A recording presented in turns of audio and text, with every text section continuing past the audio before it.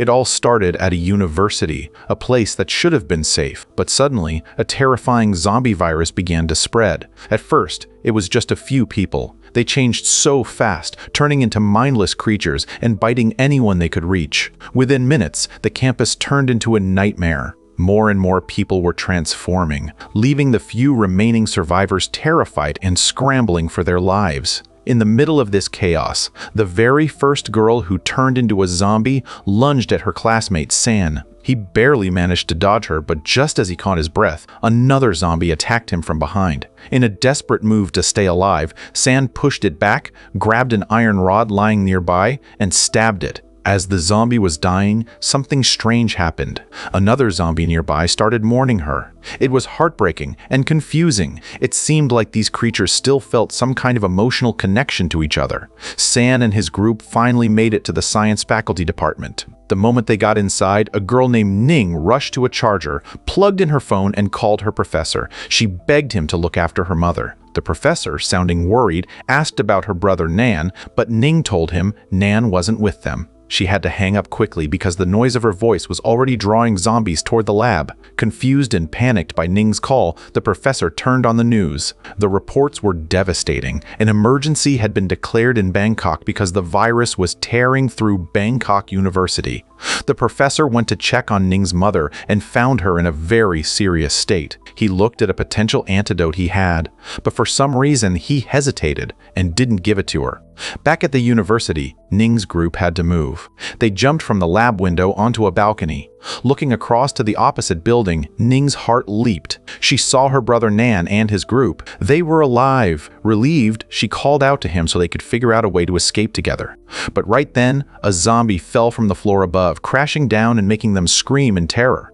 That scream, of course, brought even more zombies running. The story then takes us back a few days. We see a group recording a zombie's behavior, but it wasn't real. It was just a girl acting the part for a project. At the same time, we see how much Ning was struggling. Her mother was very sick, and the family was so poor they couldn't afford the medical treatment she needed. Ning was desperate, which is why she went to her professor for help. Instead of just giving her a cure, the professor asked her to join his research team. He promised her it would pay well and that they'd eventually find a cure for her mom. After the meeting, San walked Ning home. Inside her house, San saw a sweater hanging up, and suddenly he hit the floor with a terrifying vision. He saw a girl being murdered. While he was lost in this trance, Ning's brother, Nan, walked in. Ning told them both about the professor's offer. Just then, the professor called, asking for her final decision. The scene shifts back to the present. It's evening now, and the groups are still trapped. Some on the balcony, some in a stairwell. They knew that if they all moved at once, the noise would be a death sentence.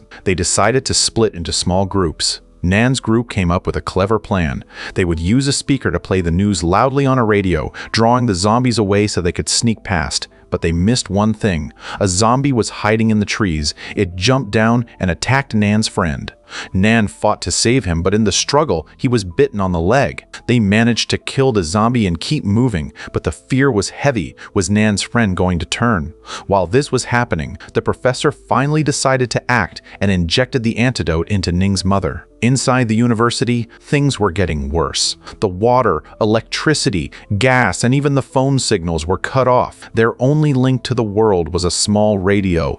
They heard a broadcast saying rescue helicopters would arrive at 1000 ms. Ning didn't waste a second. She found the university's control room, turned on the PA system, and announced to everyone, "The rescue team is coming at dawn. Get to the rooftop as soon as it's light out." But before she could finish, the generators died and the school went dark. Then, the rain started. Strangely, the zombies all came out into the open, almost as if they were enjoying the water. By morning, 2 students were desperately trying to reach the roof. The sound of a helicopter brought a swarm of zombies their way. They dove into a truck to hide, but the zombies were relentless. One boy managed to kick a zombie away, and they hid in and under the truck, certain they were about to die. But luck was on their side. Gunfire in the distance drew the zombies away, giving them a chance to run. The story flashes back again to Ning's home life.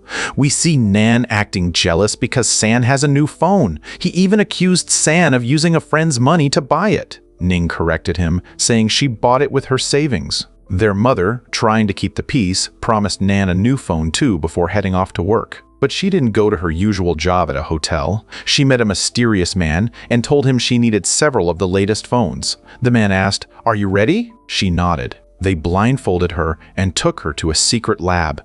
While changing in a storeroom, she heard a scream. Following the sound, she found a girl bleeding on the floor with San standing right there. This was the vision San had earlier.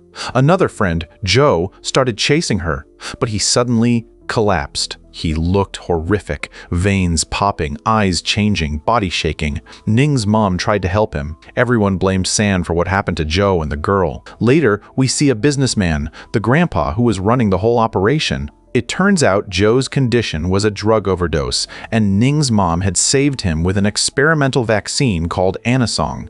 Because it wasn't fully tested, she was kicked off the project. In a moment of pure desperation and grief, she took the vaccine and injected it into herself right in front of the grandpa. She told him, "Now the vaccine is real. Whatever happens to me will show you the side effects. Just promise you won't hurt my children. And if I find a cure, send us abroad." Back at the university, the survivors were watching the zombies from a window. Nan was filming them while San noticed the temperature was 25 degrees C. San realized something. The zombies' behavior changed with the weather. In the morning, heat, 31 degrees C.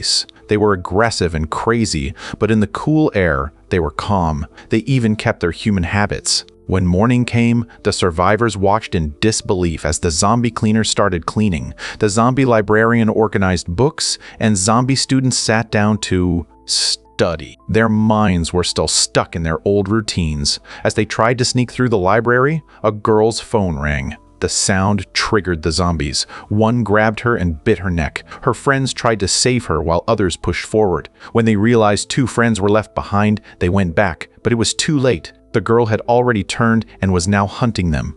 On the roof, Ning saw the helicopter and waved frantically, but then she remembered her brother, Nan, and ran back down the stairs to find him. Meanwhile, 2 boys were being chased by a zombie friend and jumped into a pool. They held their breath until the zombie lost consciousness in the water. Chaos broke out on the roof as a swarm of zombies began climbing up. Ning realized the survivors were trapped and told everyone to run down the other staircase. As the helicopter began firing at the zombies, everyone was confused. Were these people saving them or just cleaning up the mess by killing everyone?